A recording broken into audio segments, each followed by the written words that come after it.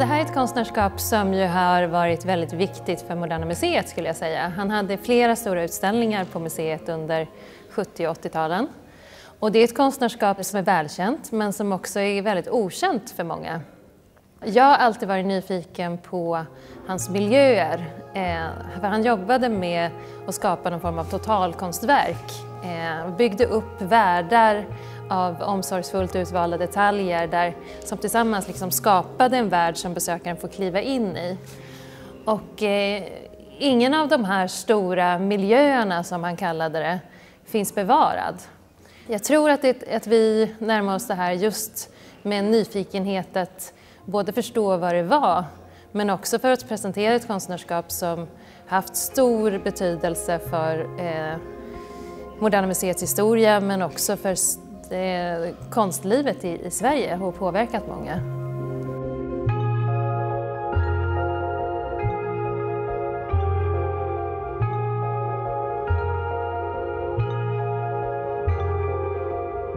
Den första miljön som man kan se här visades på Moderna Museet 1971 och heter Konsument och oändligheten och Herpés penningar.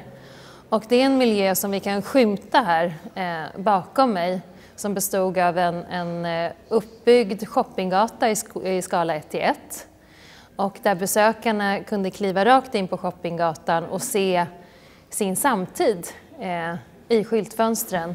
Redan innan besökarna kliver in i den första miljön här som vi har återskapat så möts man av en väggtext som finns här bredvid. Där kan man se avsändaren till den texten är varken konstnären Björn Levin eller Moderna Museet utan det är det fiktiva museet Metropolitanska naturmuseet. Så att här är också ett exempel på där Björn Levin för in det här fiktiva elementet och också tar ett steg tillbaka. Den här texten berättar om att det vi får se och får kliva in i själva verket är arkeologiska fynd. Det är fynd som man har hittat i en framtid. I en framtid där en stor katastrof har ägt rum. Så att besökarna 71 fick liksom göra någon sorts tankesprång och befann sig och betraktade sin egen samtid men utifrån ett framtida perspektiv och kunde också se sitt eget samhälles undergång på något sätt. Så att det blir liksom ett betraktande ifrån ett parallellt tidsperspektiv och ifrån en parallell verklighet som liksom Björn bjuder in oss i redan innan vi kliver in i hans miljöer. Så att det finns många bottnar och lager i hans miljöer.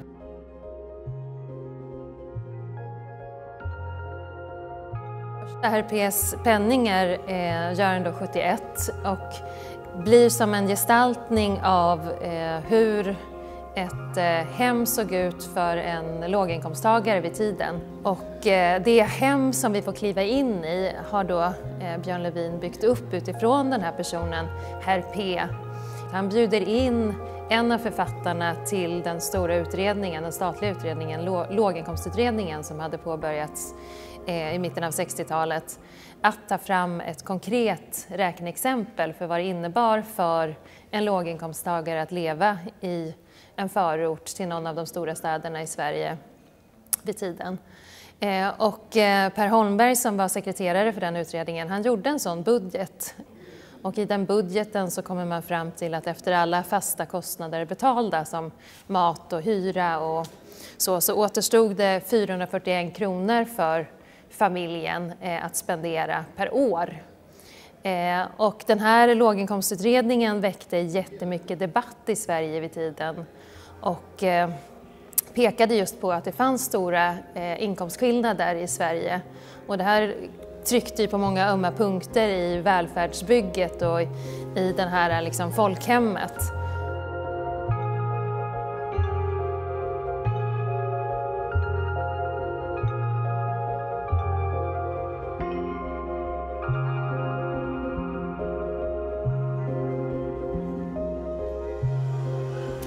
Nu så får vi ta ett kliv utifrån Herpés lägenhet och in i nästa miljö i utställningen.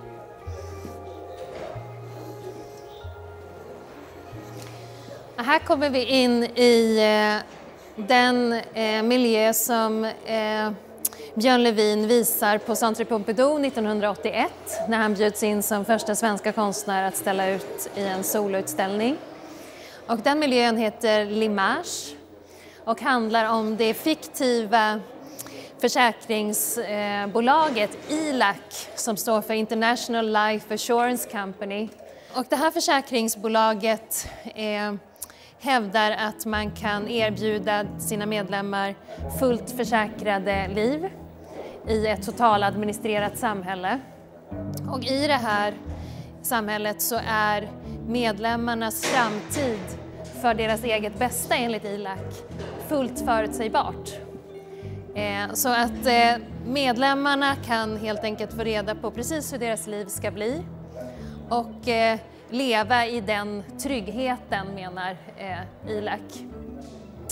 När man klev in på utställningen i Paris så visades en stor projektion med en introduktionsfilm om L'Image och ILAC. Den filmen har vi tyvärr inte återfunnit i annat skick än en avfilmad svartvit film av den som man kan se på den här monitorn här. Men den filmen beskriver vad utställningen handlar om, vilket är en fransk ILAC-ansluten familj. Och deras hem har delats in i sektioner. Och de här sektionerna av hemmet har sedan övervakats under 7 dagar. Och det här filmade materialet utgör grunden för utställningen L'Image.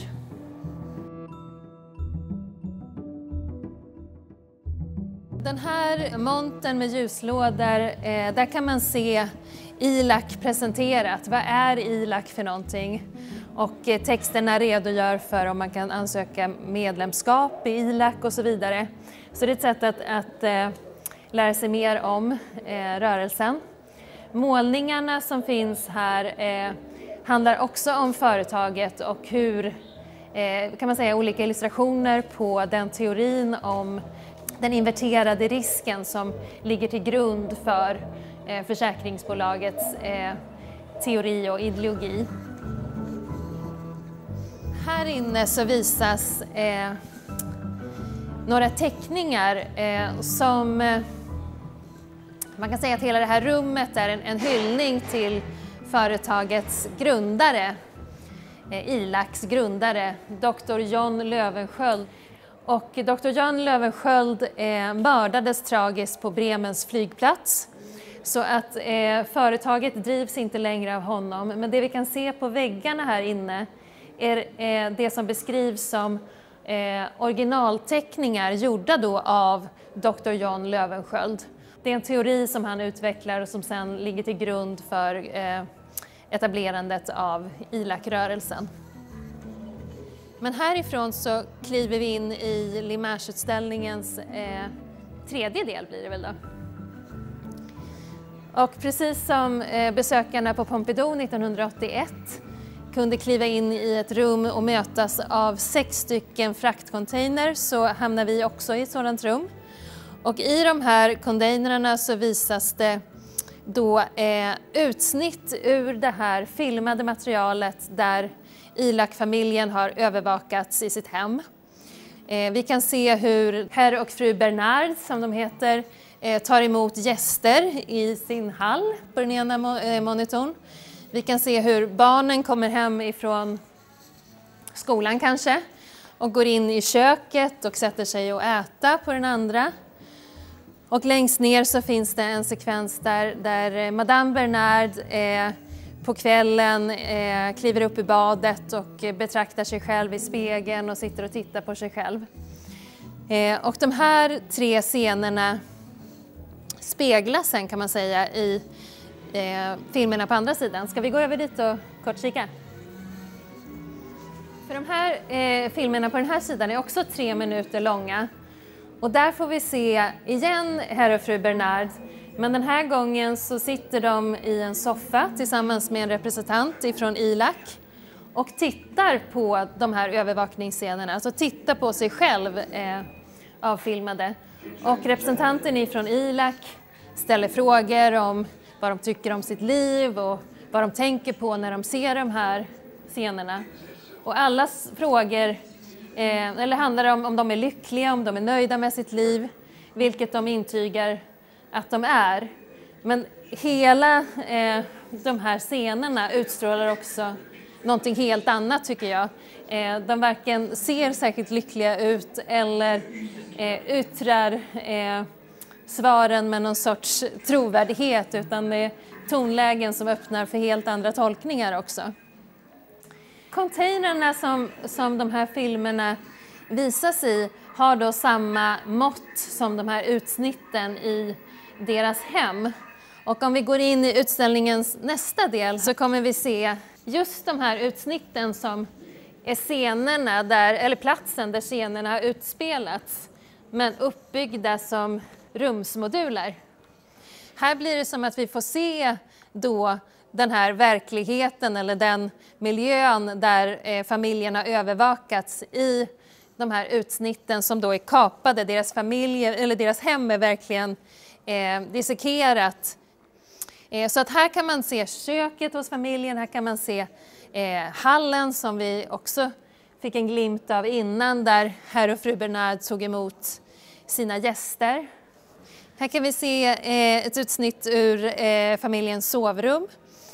Och lite längre bort kan vi också se då badrummet eller utsnitt ur badrummet.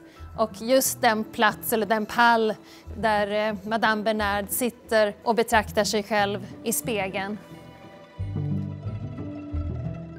Hela det här övervakade livet då som den här ILAC-familjen utsatte sig för frivilligt som medlemmar i ILAC-rörelsen är ju nästan någonting som vi idag alla är en del av. Där vi genom våra mobiltelefoner och våra appar, information om våra liv är ju någonting som har blivit en råvara som är eftertraktad och som säljs och används just för att kunna faktiskt förutse våra handlingar och kanske också styra våra liv. Så att i någon skrämmande aspekt så känns det som att Björn Levins kanske utopiska tanke har blivit verklighet och nästan ännu mer skruvad än vad den är här.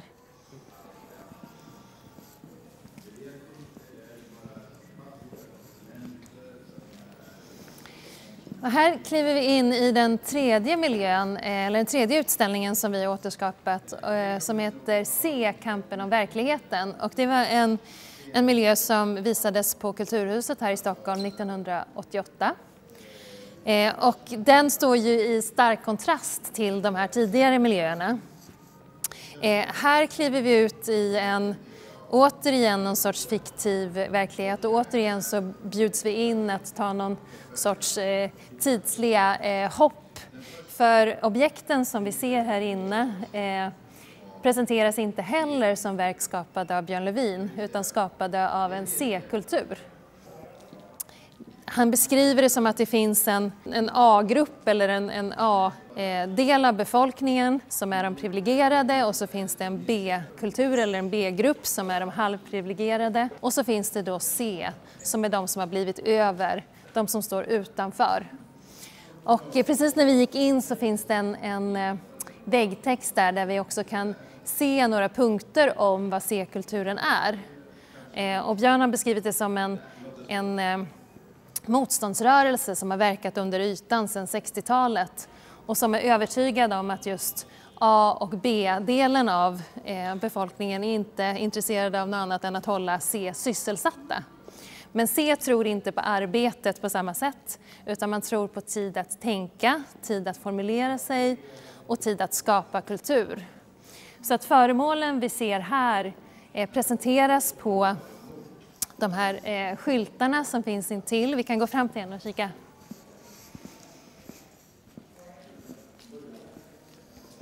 Som just föremål skapade av C-kulturen.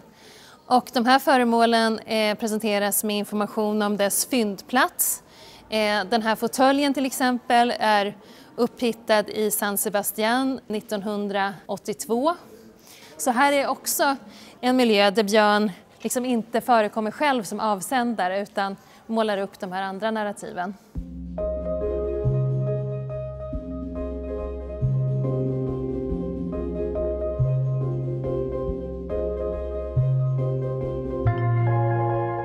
Nej, men jag tycker det är så spännande att de här 3 miljöerna som ju är från 71, 81 och 1988, många av de ämnen som kommer fram där som handlar just om den här upplösta relationen mellan bild och verklighet, mellan grupper som befinner sig innanför och utanför, men också relationen mellan individ och kollektiv är så otroligt aktuella idag. Och det är så spännande att se att frågor som han ställde så tidigt fortfarande är nästan samma frågor som vi måste fortsätta prata om och fortsätta diskutera. Och det som också är intressant med Björns sätt att jobba är att han, tycker jag, använder konsten för att formulera ett kritiskt tänkande och också för att ge uttryck för motstånd. Och det tycker jag kommer fram i de här 3 utställningarna som kanske inte ger oss så många svar, men just ställer frågor och som uppmanar oss att själva tänka och reflektera.